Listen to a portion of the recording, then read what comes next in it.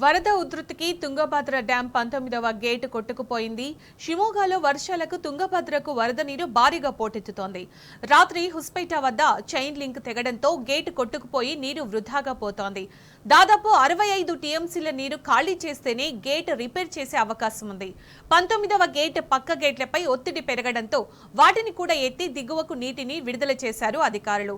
కాగా గేట్లు అన్ని తెరవడంతో బళ్ళారి, కొప్పల్, హోస్పేట్, రాయచూరు జిల్లాలకు హై అలర్ట్ జారీ చేశారు.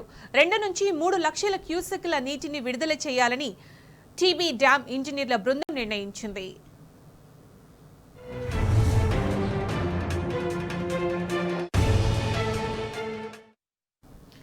ఇదే అంశానికి సంబంధించిన పూర్తి సమాచారం మా ప్రతినిధి లివిల్ అందిస్తారు. లివిల్,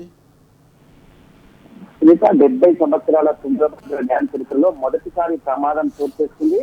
ఎగువన చూస్తున్న వర్షాలకు వరద ఉనికి పెరగడంతో 19వ గేటు అర్ధరాత్రి 11 గంటలకు కొట్టుకుపోయినట్టు డ్యాం అధికారులు చెప్పారు. ఇప్పటికే ఇంట్లో పెరగడంతో గత కొద్ది రోజులుగా సర్టి గేట్లు ఎత్తి అధికారులు దిగువకు నీరు వదులుతున్నారు. ఈ నేపథ్యంలో అయితే గేట్ చైన్ లింక్ తెగిపోవడంతోనే ప్రమాదం జరిగినట్టు ప్రాథమిక అంచనా వేస్తున్నారు. ప్రస్తుతం డ్యాం నుంచి 1 లక్ష క్యూసెక్ల నీరు దిగువకు విడుదల చేస్తున్నట్లు అధికారులు చెప్పారు. మొత్తం గేట్లు 20 అడుగుల మేర ఎత్తినట్టు కూడా అధికారులు చెప్పారు. అయితే వరద ఉధృతి తగ్గితే గేట్ మాత్రం రిపేర్ చేయొచ్చని చెప్పేసి ఇప్పటికే ఆ తుంగభద్ర బోర్డుకి సంబంధించిన ఇరిగేషన్ ఎక్స్పర్ట్ చెప్పినట్టు కూడా చెప్తున్నారు. అయితే ఈ తుంగభద్ర గేటు కొట్టుకపోవడంతో అక్కడ కర్ణాటక మంత్రి శివరాజ్ సైతం ఆ డ్యామ్ పరిస్థితిపై ఆరా తీశారు. అధికారులతో సమీక్ష చేశారు.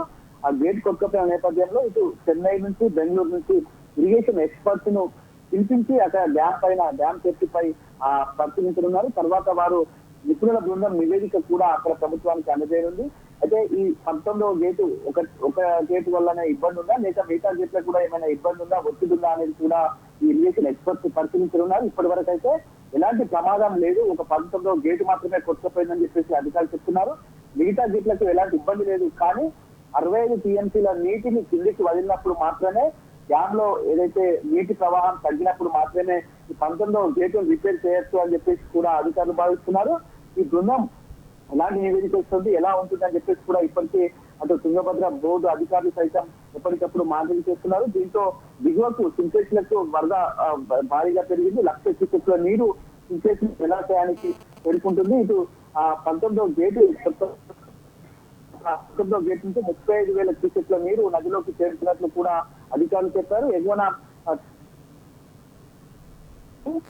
సంఘటన ఎలాంటి ప్రమాదం చోటు చేస్తుంది, ఎందుకు ప్రమాదం గురైంది అనే దానిపైన వివరణ ఇస్తాము, అంటే నివేదిక తయారు చేయొచ్చని చెప్పేసి కూడా ఇరిగేషన్ అధికారులు చెప్పారు. ప్రస్తుతం 33 గేట్లు తెచ్చి నీటిని మాత్రం కిందికి వదులుతున్నారు. తుంగభద్ర నుంచి సింటేజీలకు 1 లక్ష క్యూసెక్ల వరద కూడా దీంతో దిగువకు చేరడంతో దీంతో ఆంధ్రప్రదేశ్ లోని కర్నూలు జిల్లా నవతాళం, కొసిగి, మంత్రాలయం, నందరవరం మండలాల ప్రజలు అప్రమత్తంగా ఉండాలని చెప్పేసి ఇరిగేషన్ అధికారులు చెప్పారు. అంతేకాకుండా ఇటు కర్ణాటకలోని బళ్ళారి, కొప్పల్, హోస్పేట్, రాయచూరు జిల్లాలకు కూడా అలర్ట్ ప్రకటించారు.